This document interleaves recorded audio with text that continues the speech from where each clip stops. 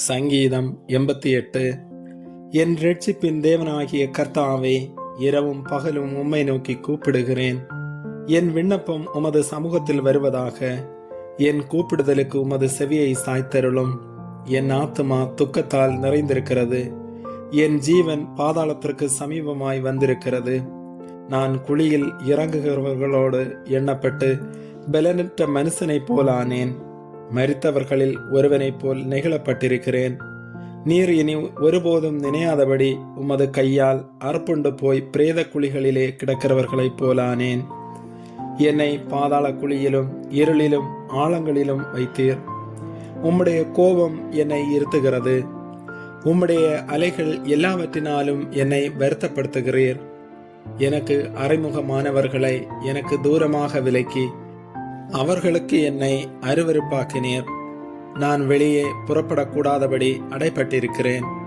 துக்கத்தினால் என் கண் தொய்ந்து போயிற்று. கர்த்தாவே, அனுதினமும் நான் உம்மை நோக்கி கூப்பிட்டு உமக்கு நேராக என் கைகளை விரிக்கிறேன். மரித்தவர்களுக்கு அதிசயங்களை செய்வீரோ?